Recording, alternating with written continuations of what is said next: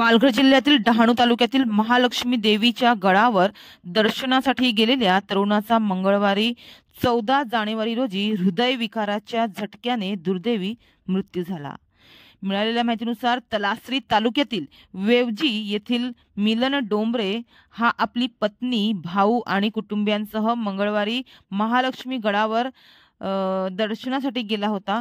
गडावर चढून खाली उतरत असताना अचानक त्याला अस्वस्थता जाणवली आणि त्याच दरम्यान त्याला उलट्या देखील झाल्या। त्याची प्रकृती खालावली, मात्र कुटुंबियांनी त्याला धीर देत गडावरून खाली आणण्याचा प्रयत्न केला, मात्र रस्त्यातच त्याला हृदयविकाराचा झटका येऊन त्याचा दुर्दैवी मृत्यू झाला। कुटुंबियांनी त्याला गडावरून खाली उतरवत कासा येथील उपजिल्हा रुग्णालयात उपचारासाठी दाखल केले, मात्र वैद्यकीय अधिकाऱ्यांनी त्याचा वाटेतच मृत्यू झाल्याचे घोषित केले।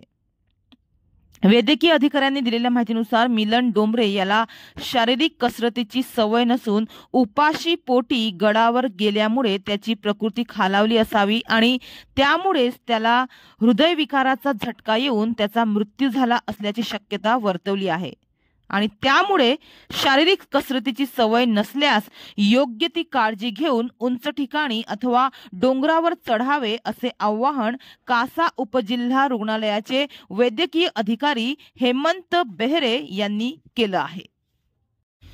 मात्र मकर संक्रांती या सणाच्या दिवशीच देव दर्शनासाठी गेलेल्या मिलन डोंबरे याचा अचानक असा मृत्यू झाल्याने त्याच्या कुटुंबियाला मोठा धक्काच बसला आहे। डहाणूच्या प्रसिद्ध महालक्ष्मी देवीच्या दर्शनासाठी उंच असलेल्या गडावर जाताना मिलन हा गडावर 1900 पायऱ्या सहजच चढला, मात्र उतरताना त्याला अचानक उलटी झाली आणि काही क्षणातच त्याचा तिथेच मृत्यू झाला।